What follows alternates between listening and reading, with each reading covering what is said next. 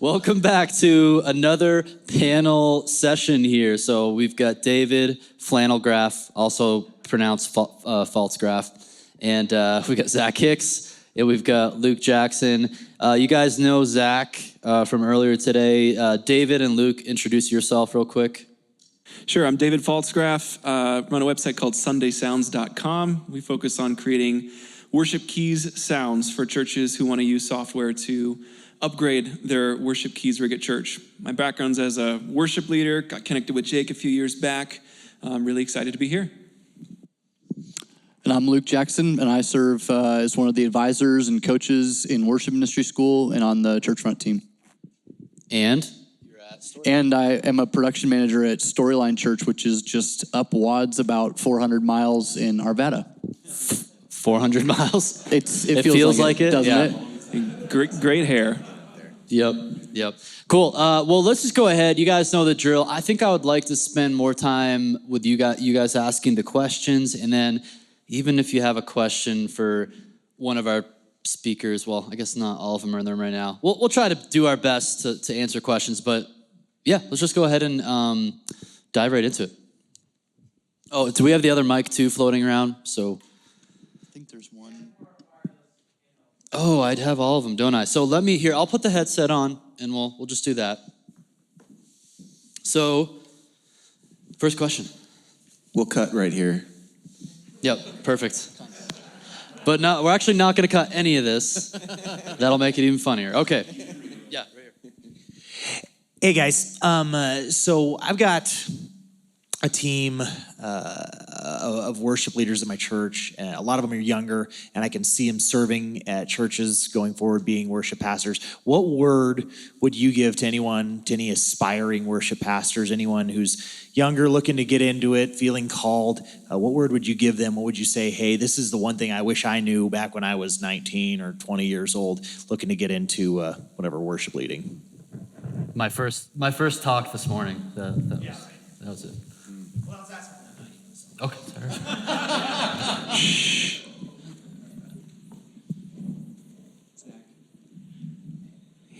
Zach's percolating.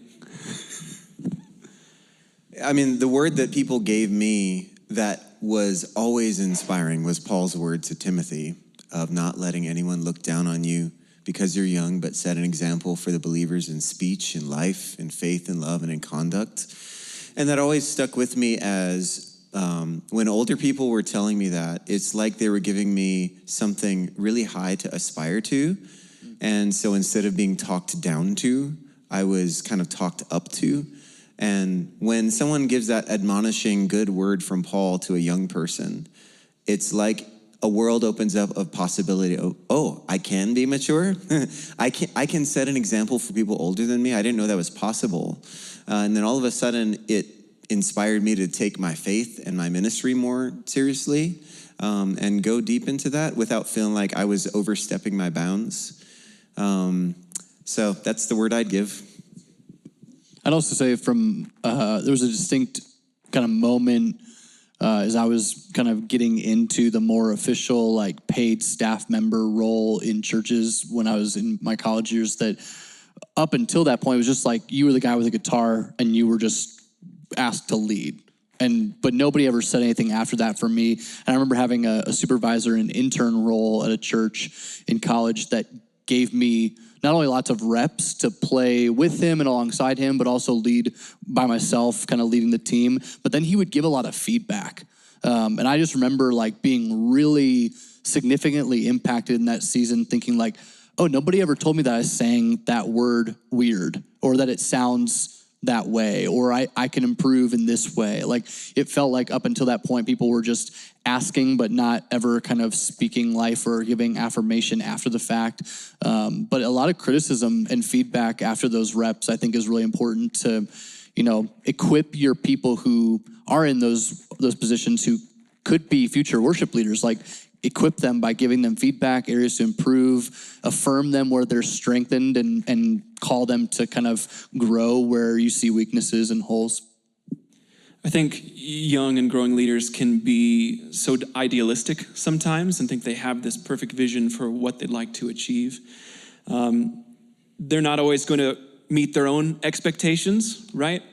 But you're never going to meet expectations that you don't set for yourself in the first place. So I think when you're working with young leaders, it can be really helpful to help them be realistic and honest with themselves about what's practical, what's achievable, what are next steps that they can take that are going to help them build a solid base and then keep building on that foundation instead of over here and over here. Like, how can we grow upwards from sort of a home foundation? So I think setting expectations for myself as a young leader was all about how much can I achieve? How much can I get done with how little? And that's a pretty short path to burnout. So I think as an older leader, you can say, hey, I know you got all these expectations for what you think you should be able to do. Let's dig into that and figure out what's practical, what's healthy, what's biblical, what's not going to set you on a path towards ego, towards resentment, towards burnout 5 years from now. Pull into your own experience, because you've probably got some of that history with burnout that you can speak to. We probably all do. But help those younger people set healthy expectations for what they can realistically achieve. Yeah, next question, right over here.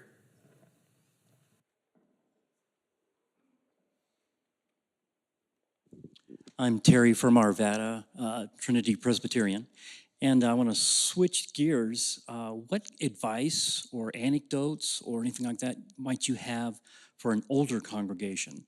We're trying to raise our level of worship, but we're getting a lot of resistance from just anything that's modern from the 1980s or 90s or past that is just beyond their ability to enjoy and, pardon me? That's about it.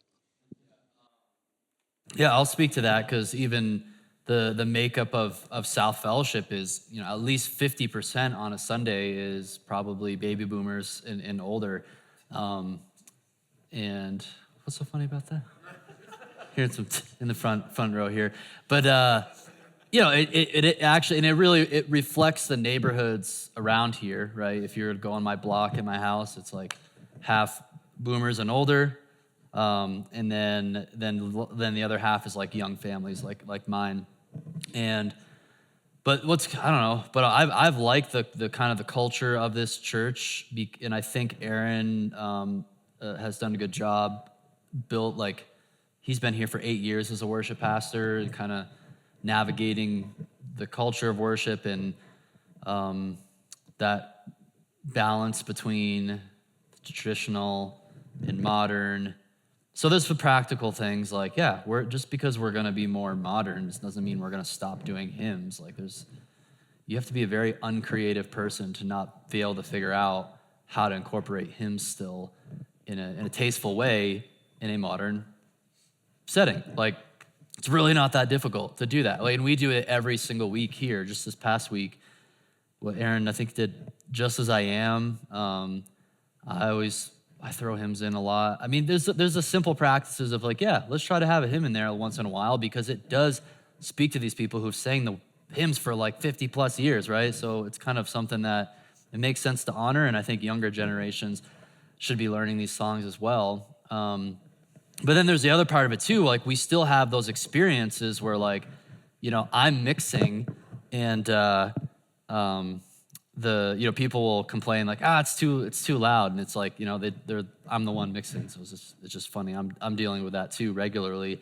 But what I do is this actually went well. Is I just communicate with those folks, and we're trying to solve it. I really show them I'm trying to meet you in the middle in a sense, or really solve this issue. So when I get that feedback, I'm like, great. Next Sunday, come meet me in the tech booth, and I want you to describe what you're hearing. And then I actually, during the first set, I did this a couple weeks ago with the older lady who had this feedback, and we just walked around. Usually during the first song or whatever, when I can leave a mixing console. But heck, to me, it's more important to figure this out with this person than it is to, dial in my delay at the right moment that I want to, or whatever. It's just let's just go ahead and let's talk with this person. We go around the room, and I can literally just talk through it with them and be well, as Luke said, our PA and our treatment in here is garbage. So you got to like pick a good spot like to stand in. And she's like, oh man, because she sat over there behind those two speakers, and it's significantly like the higher mid-range is really, it's a lot more harsh over there than it is maybe in the middle of the room. It's definitely louder in the front here. So just like taking the time to talk things through with people and just figure it out. Like, don't get all uptight about old people complaining about how loud a mix is or whatever. Just, probably your mix sucks. Like that's about, because like what Luke Hendrickson was talking about, it's like, if you go to Bethel, I think any boomer or older would actually is totally fine with the volume there. It's like what do you say? It's the loudest, quietest mix you'll ever hear, or something like that. Quietest, loudest mix you'll ever hear, because the mix is pristine. The room is treated in the best it can possibly be. And use that to your advantage to be like, so old person who's an elder and probably has a lot of resources and cares about this church. Like, you don't like the mix. Okay, well, we could use some treatment and some better PA. And like, maybe we could do... For 3 easy payments, though. 3 easy payments of $12,000. $15,000. Yeah. No, I mean, I say that tongue in cheek, but I'm also serious. It's like people, they're not aware of those problems, right? And I think we can help solve those things together. I think progress in the name of progress is always a tough sell. If there's no vision other than it's new, this is what new thing is happening or other people are doing, it's hard to get folks to just carte blanche, give you permission to push the envelope in that way. I think you have to clarify the vision for why you think it's important to make these changes, and then you have to cast that vision corporately, individually, like what you're talking about, willing to articulate to an individual where there are deficiencies and where there are opportunities. I think it gets that granular if you want to bring people with you. During our breakout about worship keys, there's this anecdote we always talk about where we'll have the fancy digital keyboard on stage, and folks in the congregation, some of them really don't like that fancy red keyboard. So then we'll put a little wooden shell around it to make it look like a piano. Folks will walk up that Sunday, oh, that piano just sounded so beautiful. That just blessed my heart. It just sounded so much better than that red, ugly keyboard did. Okay, but what did that represent to that person? What did that imagery of the old upright piano on stage evoke? What happy memories from their childhood, from their salvation moment, or their early journey with Christ, did that evoke for them? That's why it sounded better. We can joke about it, and then we can learn from it and say, how can we pull people forward in a way that feels like ministry, in a way that feels like shepherding the flock and saying, all your memories, all your sense memories, all your spiritual memories, there's still a place for them, but let's make some new ones too. And let's open up a space for new people to make those memories. So somebody talks to you about the keyboard sounding better with the shell, and you say, okay, that's awesome. We also want to bring these new things to the table because young people really love that, and it ministers to them, and that's why we want to do it. Progress for the sake of progress is a tough sell. Progress with purpose is something that folks of any age demographic can get behind if you're willing to invest in those relationships and explain the ministry heart behind it. But you have to have that context for why it's worth doing, why it's worth compromising. And hopefully you never bring that lovely lady on stage to see what kind of smoke and mirrors you developed for them. You got to maintain the illusion. Or else have like this button that it pushes this keyboard on top of that keyboard so it looks like it's a real, it says Baldwin on it all of a sudden or something like that. There's probably a product idea in there somewhere. We were talking about multi/intergenerational churches and worship in our little breakout. And the question was, how do you minister faithfully in that context? So the only kind of insight I have is it's a lot easier for churches to be homogenous because when you have to be non-homogenous in any way, whether it's racially, whether it's class, whether it's socioeconomic, or whether it's generational, if they're going to live, worship, and love together, everybody's dying a little bit. And if everybody's dying a little bit, there's a constant posture of, I am giving this up for the sake of X, Y, Z. And so if you're trying to figure out how your church is going to change in that regard, there's a kind of discipleship prep work that needs to happen so that everyone owns, if we really want this, we're going to have to die a little bit. And this is going to be an opportunity for us to really stretch and go deeply, because I've encountered my fair share of churches who have asked for either a new innovative worship leader or a pastor with a fresh vision. And then they come in and then they get crucified because we wanted it, but we didn't want it at that cost. But that's the only cost, because the cost of discipleship is basically saying, because Jesus gave it all for me, I have everything I need in Christ, and therefore can lay everything down for my neighbor. But takes a lifetime to learn as a disciple, and a lifetime to grow into what Paul calls the freedom of the Spirit. And that really is the freedom of the Spirit. It's not freedom to just do whatever I want. It's actually freedom to allow myself to be wholly given over to another person. So I think it's a discipleship issue if the church is really wanting to go there, and it's going to be a tough thing, because it's the harder road than a homogenous church that all looks the same. I would also add to that, just kind of to the first thing that you said, kind of made me think about South Fellowship, in that if you're looking to kind of take steps in that direction, but I bet the fear for most people in the church, or even for yourself, I know it would be for me, is that things would drastically change overnight, from one situation to completely different church. And I would just say there really is an added value these days to just getting kind of an outside perspective and to help you contextualize, how do we improve some of these maybe clustered, cumbersome systems and things that we're trying to accomplish, but we're not really sure the best way to do them.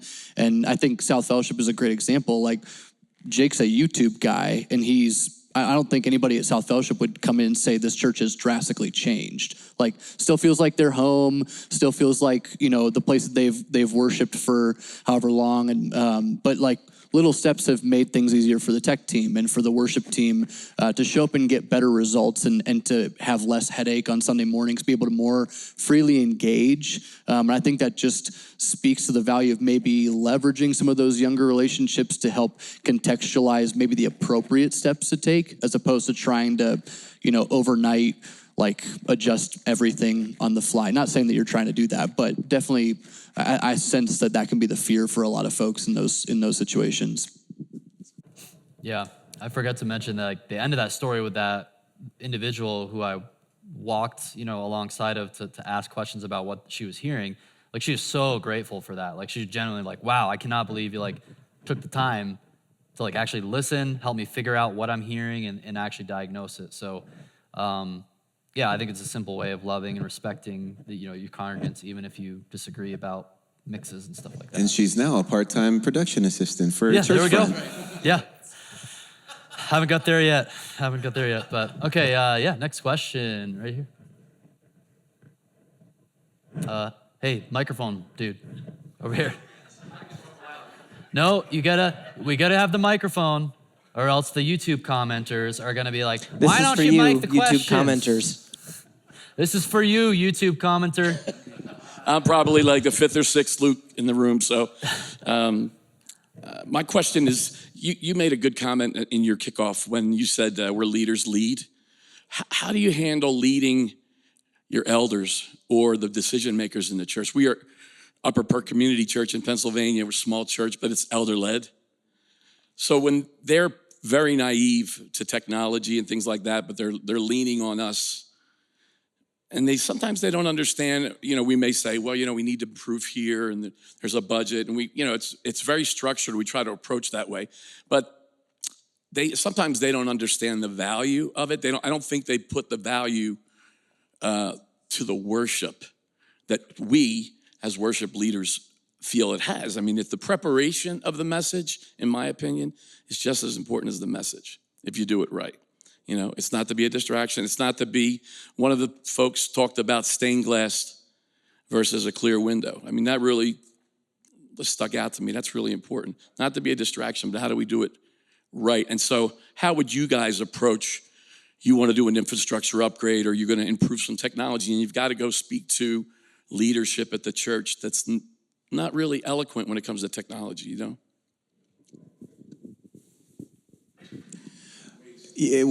In contexts that I've served where there have been elders and or finance people or committees, it's always the arts realm that needs to justify itself. And usually, honestly, more often than not, the people attracted to being great financial leaders of the church are on the total opposite end of people who think artistically about things. And usually there's no category. And the problem with arts is that it is and then appears to be wasteful, but art is inherently wasteful, whether we're talking about technological art. I mean, how often are we throwing scraps on the floor, whether musical scraps or technological scraps of big purchases we've made?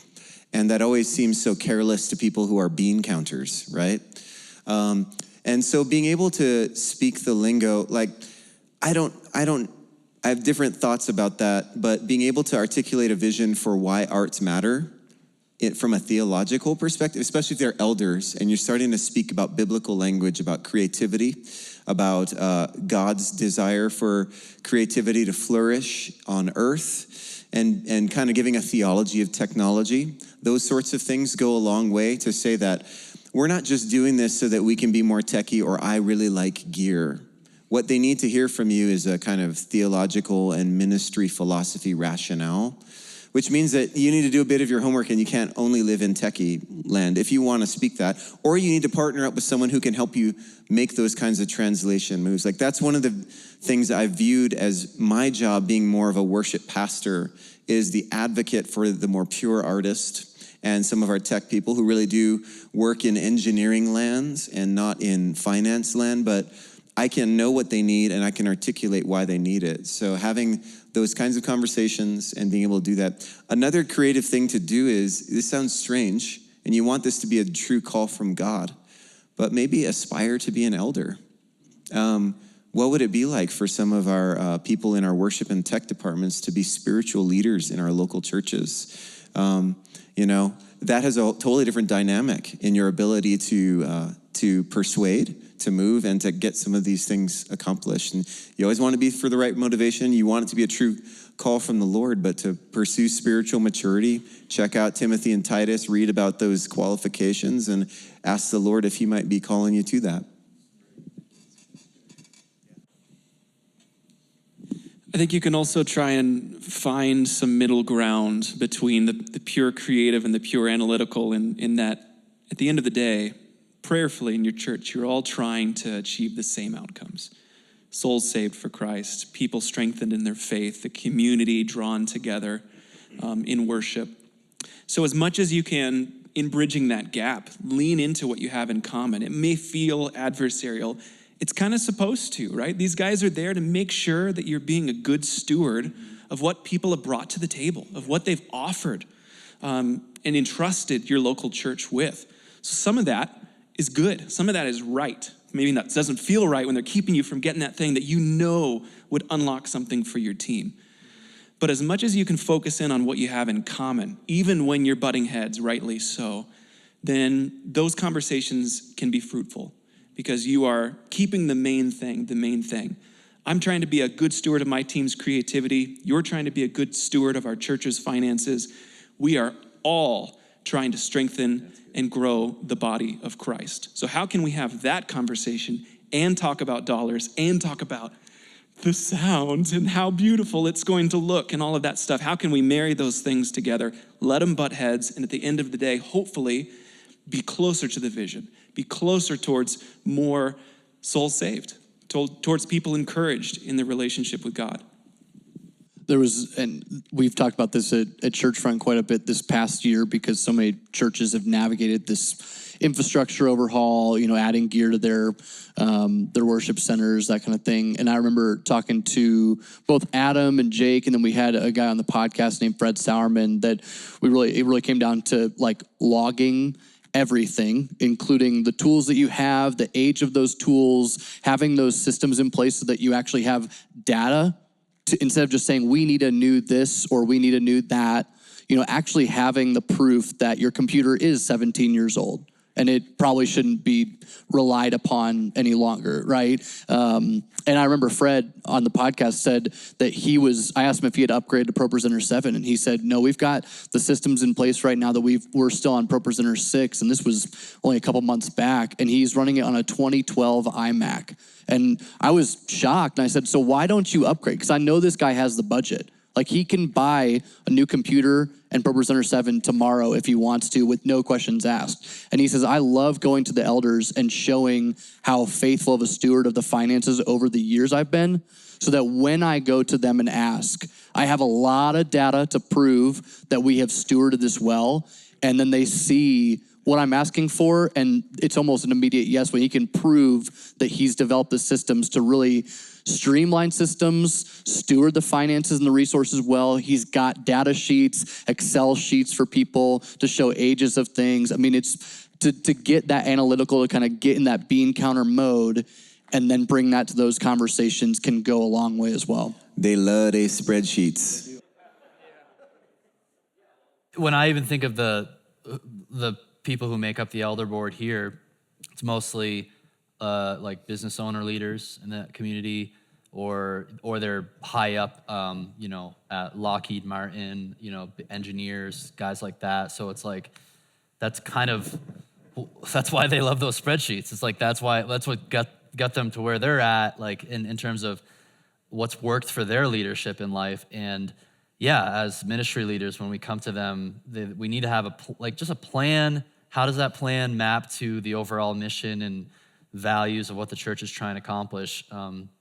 Not just, hey, we need a new mixing console, right? And I think you should speak to the time allocation of your staff too, because you've talked about that a little bit in hey, that's what a are you good paying one. your staff to do? Yeah. And would something help solve that problem? Adam brings this up a lot because we spend a lot of time coaching folks. Some of you have been in our program, and remind, especially if you're on staff at your church, a lot of you, even if you volunteer too, actually, because time's our most valuable commodity that you don't get any more of it, right? Like you can't just magically make more of it. But especially when you're on staff, you can put a number to that time, and especially if like some jerry-rigged system or old piece of gear is costing you time or headache, like you can easily add up what's $25 an hour times X amount of hours that this is wasting us every single week. Then you can give them a solid number of like, hey, like, because we don't have this more efficient system of cutting video or whatever. Yeah, the good example, like if you're still like pre-recording and cutting a multicam and mixing down and all that stuff, like that's a lot of time every single week. Let's say even 10 hours a week times 20, like $250 a week. That's $1,000 a month, $12,000 a year. Then buying a ATEM video switcher with a nice little broadcast setup, a couple cameras, like you could actually get that set up for $12,000 like once, and save lots of time money in the future too. So my favorite though is just like when you have something that needs to be replaced. Like for us here, it was this headset mic, transmitter, and receiver.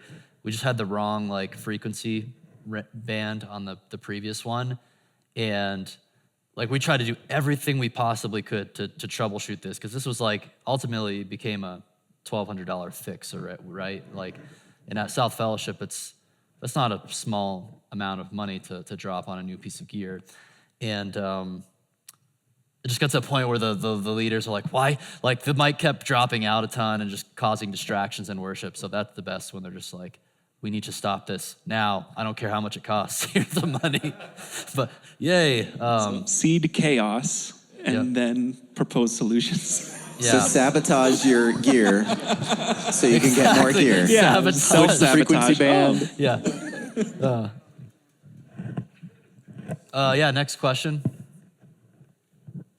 We've got like another 20 minutes or so.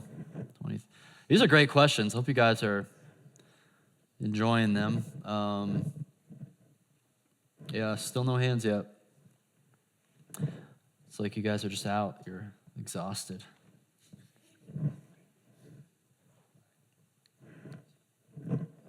If you guys have any questions, let me know. But okay.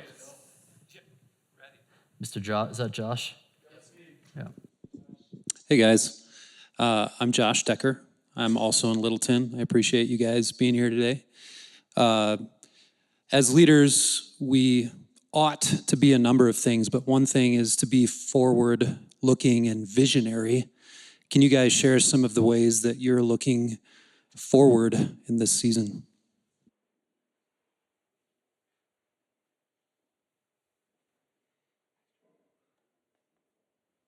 As odd as it is, I'm at an impasse right now. I'm in between jobs, as they say. My kids call it unemployed deadbeat dad when they see me at home when they get home. So it's not anything we're talking about. But one thing I'm sort of processing is what it looks like moving forward.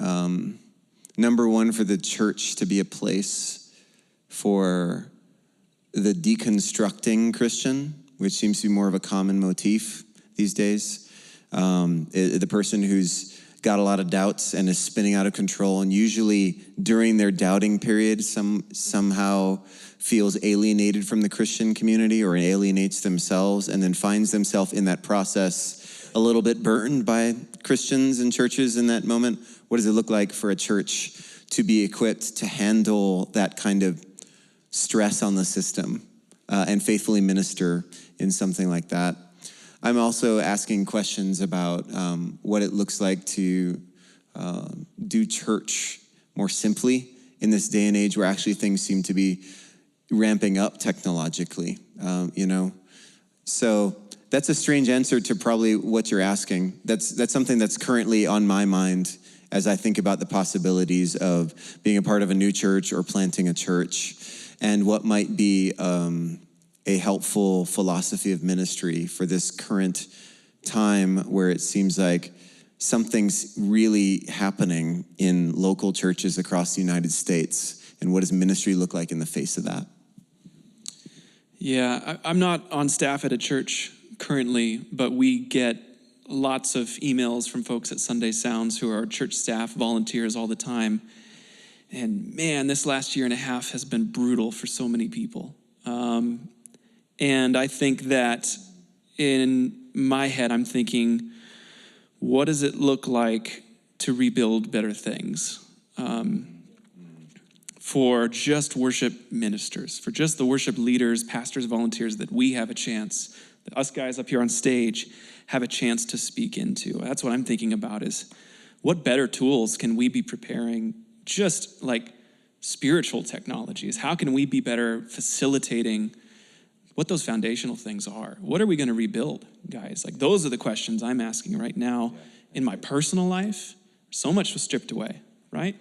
Here we are, and we're moving forward, but what are we moving forward to? So many folks that we see reach out to us this last year and a half might have a measure less grace for us when something's not working quite right with their technology. And that lets us know those people are receiving a little less grace from their congregations or from their ministry leaders, from their elders, from their pastors. And those pastors and those elders are also receiving less grace from their congregations. And those congregations have been through a heck of a year and a half. Yeah. So how can we bring more grace to the table now? What can we rebuild that puts that forward and maybe makes up for some of that lack? Maybe that lack was there, we weren't quite that empty, right? Maybe we just didn't notice it. Now that we're noticing it, how can we change?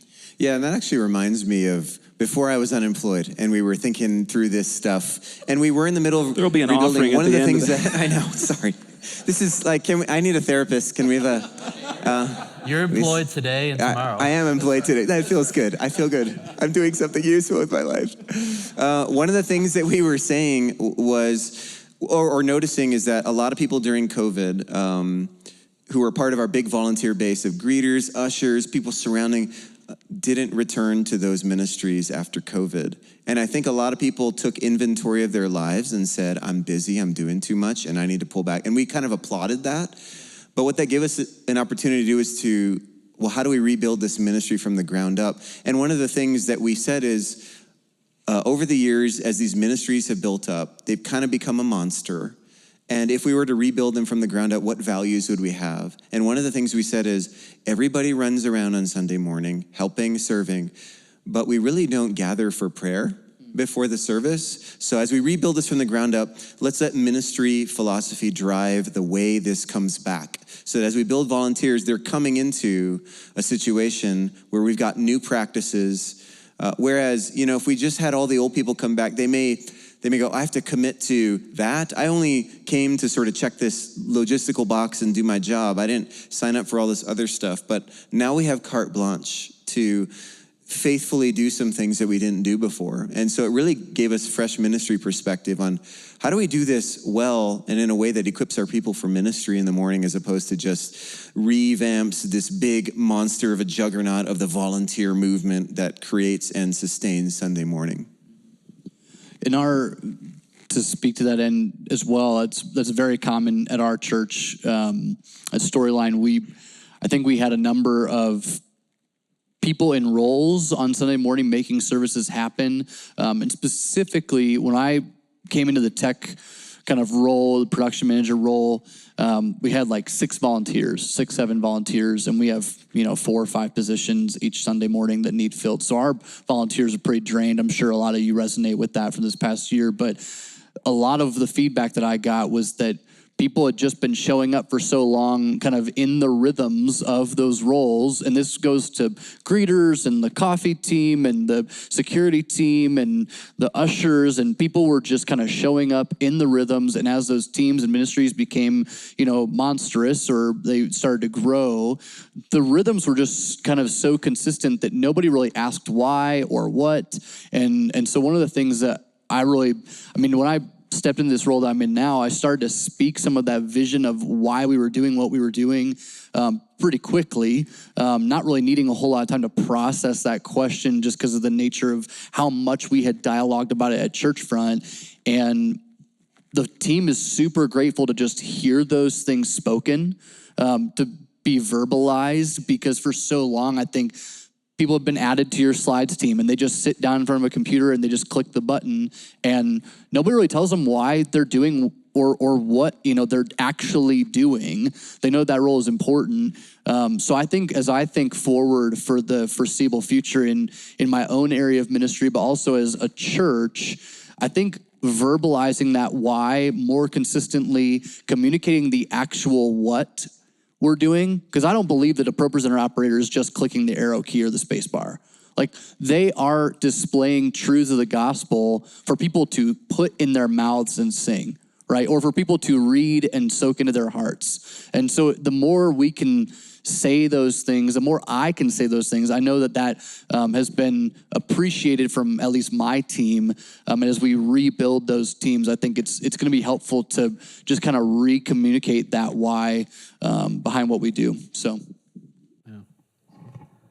yeah. Your question, Josh, was like looking forward. Like, what do you see?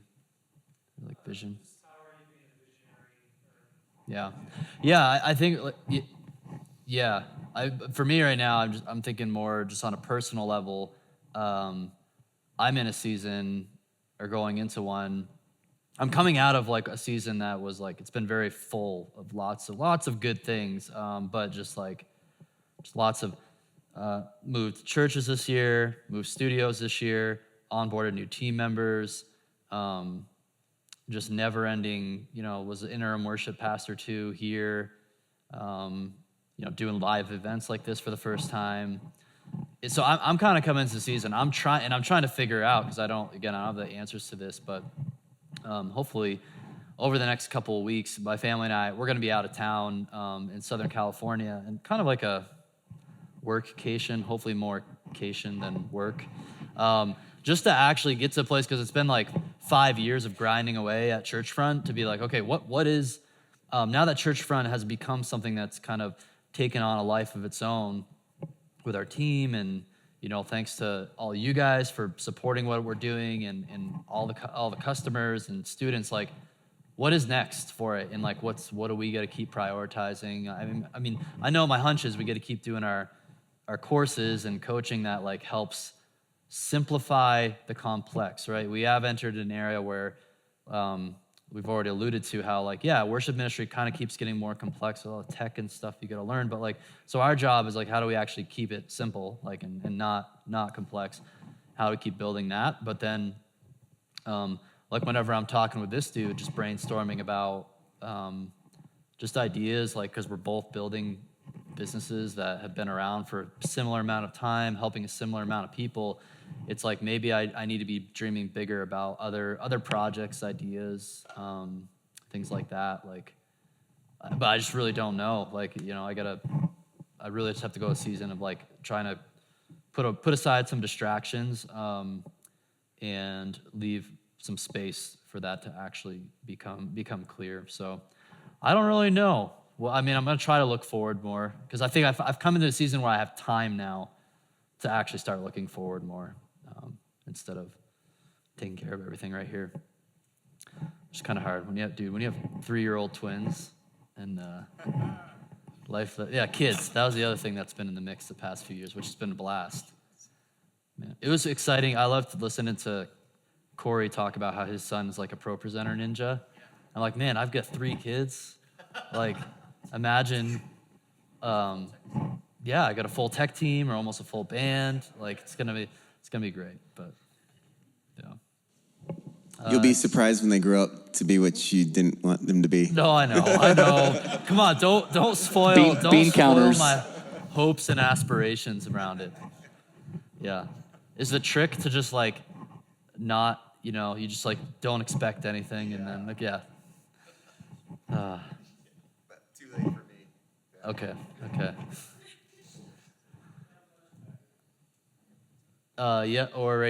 Do this. Yeah, we got time for both. I don't know if you folks have experienced it. I suspect you have, that with COVID, we lost a lot of people, right, from the church, and they haven't all come back yet. I don't know if that's the experience here as well, and I don't know what that ratio is. Is it 80%? Is it 50%? For us, it's probably around 80% that have returned. So I guess my question is do we pursue those that have left? And if we do, how are we doing that? And as we improve our technology to go online, are we discouraging people from coming back? So I'd just like to hear your thoughts on that. Maybe some ad retargeting. Be like on Facebook. Yeah, and you just got to run a bunch of Facebook ads. Yeah. I haven't seen you at church lately. Get back. Individual emails. I don't know. And actually, Aaron could speak better to South Fellowship but South Fellowship went through a senior pastor change a couple months before COVID. So it was like that. Talk about 2 really disruptors right in a row. But but we've had a lot of just new people start coming to the church. Strategically, I don't really know what our church is necessarily doing, other than like providing, if those people still aren't coming back for health concerns, other than providing like a live stream. I'm not sure what else we've been doing about that. Our church in Arvada is, I think, a little bit unique because our church has actually grown pretty exponentially for whatever, I mean, by the Lord's grace, and he's just doing something in the life of Storyline Church that he's not done before. And so it's been interesting to watch that because we have churches right around the corner who are not growing and who are, you know, at 30% of where they used to be, and they can't figure out why. And it's not that we're inheriting some kind of parallel transfers, but not a majority of the people that are coming are people who actually watched online during COVID and have just now started to kind of, you know, join a Bible study and plug back in on Sundays and or come for the first time. So we're seeing a lot of unique growth there. And I would say that one of the things we're pretty passionate about is serving those who are unable to attend, but not, I would say that our priority is to get them involved in the fellowship of the local church at whatever level they're able to.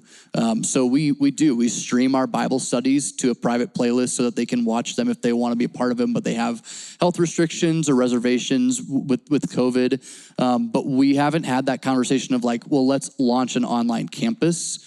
We have not put value into that at our church. I know there's lots of value in lives of churches everywhere for doing that.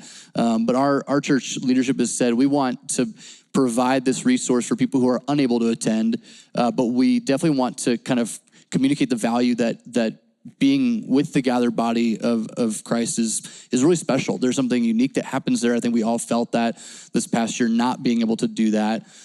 So that's kind of, we're always in conversation about that, of what's kind of that bar of that we don't want to cross, of, you know, spending too much resources here, but where are we not spending enough resources? Like, one of the conversations was we don't have a way for people who want to join a Bible study but are, you know, they have a lot of health restrictions that prevent them from coming. Can we solve that problem for them? They're involved in the life of our church. And the answer was yes. It was like, well, we can stream it. You know, it's pretty easy these days to get that system up and running for them. So that's kind of how we've been handling that conversation. That's unique to us. And I would assume everybody's in a unique position there, but that's how we're caring for our people in this season. Yeah, I agree that there's, streaming is good, but I think the folks who stream because it's convenient need to be challenged a little bit, somehow lovingly challenged, because Christ took on flesh. He said that bodies matter, physical space matters, worshiping together matters. And when he instituted one of the great acts of worship, which is communion, that can't be done virtually well, especially when you're trying to capture all the symbolism that communion is, which is unity in the body and all partaking of one loaf. Certainly, we have to give credence to how COVID has created the need for flexibility and a spiritual understanding of all that. But the ideal and the value and the theology of worship that always there is embodied, local, gathered worship for those who are able, as much as possible. And it's a discipleship issue. There really is a discipleship issue in the person. Because honestly, live streaming creates a bunch of scenarios like we were sort of talking about, where you have the ability to control things that you really shouldn't, you know? Should I control the work of God coming at me and on me? Should I be able to pause the preaching of the word coming at me? Should I be able to take a break from an experience of the presence of God overwhelming me? Should I have that kind of control? And live streaming kind of affords that. But being here where you're subject to forces outside yourself, it shapes you into someone who really does submit to the work and authority of God's power and presence through his word. And those things are formative. So I always want to be able to ask those kinds of theological questions about gathered worship. But I do find that, especially in the cultural South where I live, like where cultural Christianity is a thing, COVID has had a purifying effect on the church. Because it's basically afforded people an opportunity to say, you know what? I don't really need Jesus in the church. I kind of just went because it was the thing I should do. And in a way, that's progress, because it's helped them to be able to see themselves where they're really at and who they really are, as opposed to what they were kind of faking being, you know? And so they're not, some aren't coming back because they never really, sort of like the 1 John principle, they left us because they were never really of us. And that's a hard reality, and we don't want to write all that 20% off. I think there is an impetus to go like, let's reach out, let's connect and ask, hey, how are you doing? You might get that testimony, and there can be a non-anxious Christian response that says, I love you. I don't want to pressure you to come back, but just know you're welcome anytime. And those sorts of things I think are valuable. But COVID has done that. It's created a lot of inventory taking for our local churches.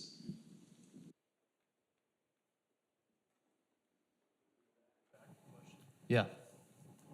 Sorry, I turned my mic off because you guys are just here the whole time, and it's just like really awkward. Okay. Yeah, so my name's Corey Legg. I'm from Midland, Texas. I'm a worship pastor there. And my question is kind of more of a fun question, I guess. I'm just curious, is there a worship album, is there a song or an artist or a book maybe right now that you're just loving, that's inspirational to you, that's giving you fresh fire in this season, a fresh wind, as Hillsong might sing? I'm just curious, just if you guys have anything to share there. The other day I realized I do love worship music.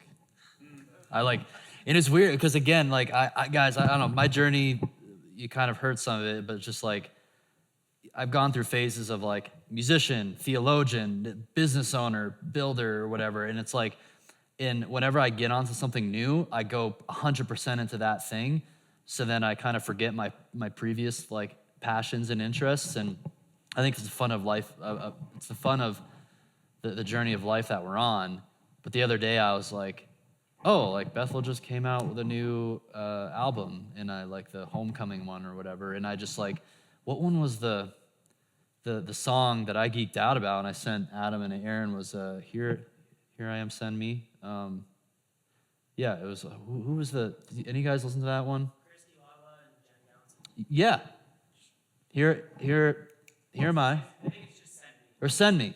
I was like, holy crap, this is like a perfect benediction song that there's no, that's what I geek out about, because, I learned lots of great stuff from Zach and other great theologians about shaping our worship services, and there seems to be this like just a drought of songs that hit on some of these appropriate parts of our liturgy, and it's fun to come across things like that. So some song like that, or just like being like, man, this is like reminding me of the days like when I was a teenager who like I was feeling this call to ministry. I'm like, oh man, I really do like love this stuff. So, but then again, kind of going into a season where I'm wanting to have more time to kind of rest in that type of thing.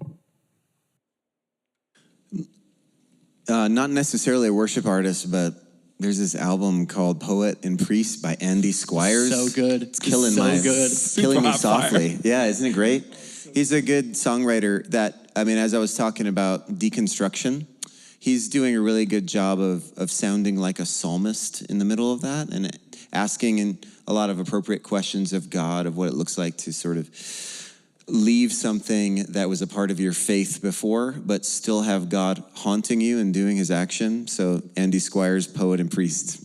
Go listen to that like 7 times in a row, because your mind's going to find layers of it. It's really good. I actually, the song that came to mind when you asked that question was, I think it was put out by Advent Birmingham, was My Portion. That song, I told my wife when that song got released that I was like, this is the song that I will be singing for the rest of my life, just to dig into my heart more, but also it's super singable, and so I can just get into it, and it's a great track, My Portion, by Advent Birmingham, right? Yeah. Yeah, Poet Priest by Andy Squires. That's that album. I'm a music nerd. It's really well done musically. There's such a richness to the ideas that is rooted in theology, rooted in questioning this tradition of tearing things apart with purpose to see what's still there that's worth holding on to. The last year and a half, that's been forced upon my life, probably most of us. So it's been so resonant for me, because it's not throwing out the baby with the bathwater, but it is acknowledging that there's bathwater worth letting go of. So it's a really good record. Good question. Time for one more. Over here. 2 hands. Yeah, 2 hands waving. You got to go to. Hi, I'm Sharon. I'm from Los Angeles. Our church has jumped into live streaming, now better known as hybrid church. But what we're finding is people are not necessarily looking for hybrid church. They're looking for interactive hybrid. Okay, so we're talking Zoom, so that they can, watch, the fellowship group and also participate. Do you guys find that other churches are doing that? Yeah, I don't think so. I think most are using a typical streaming platform that's more, there's maybe commenting and chatting, like Church Online platform. That's what we use, and we have pretty active like moderators who interact with people that way.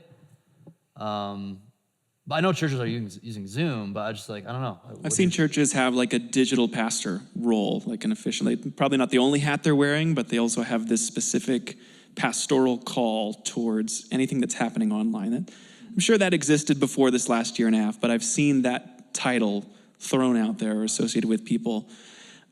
I think there's a lot to unpack there. I don't know what that really means long-term, digital pastor,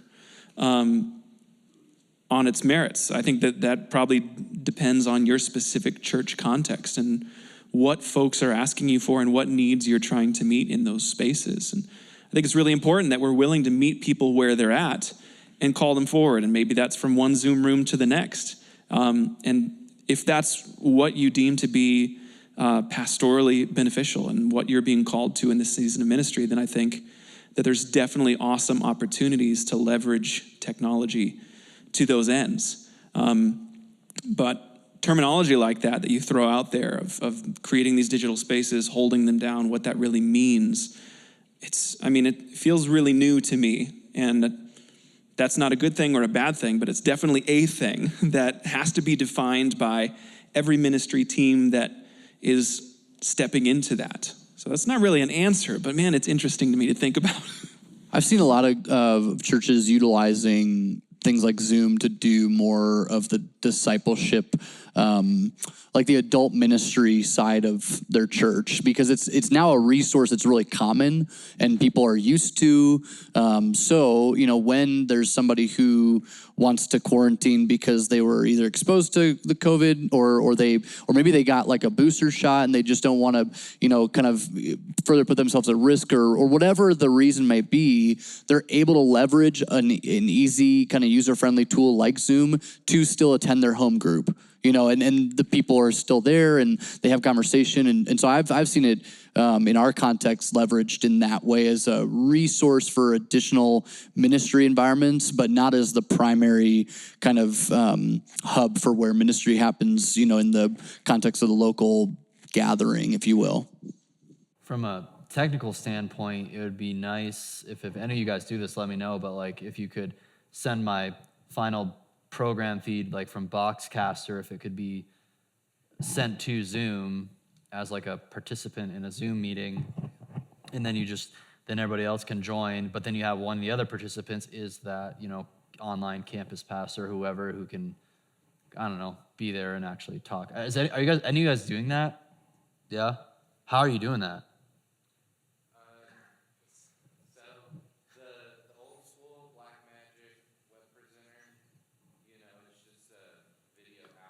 Yeah. And just that into a computer. Okay. Just a Mac Mini. And then you just select it. You open up the Zoom.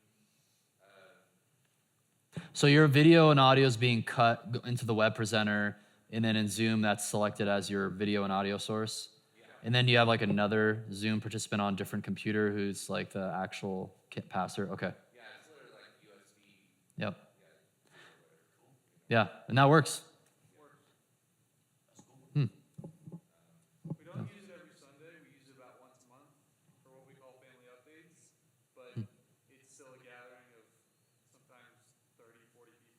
Wow. They get together for what's the next thing for the church, kind of more in depth that we don't get to do on Sunday morning. So.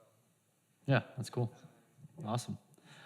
Great questions. We'll have time tomorrow for more questions. Yeah, guys, thanks for a great day one. Thanks to these guys. And we would love for you to join us at our next Churchfront Live gathering. Go to churchfrontlive.com to see our schedule of upcoming events and register today.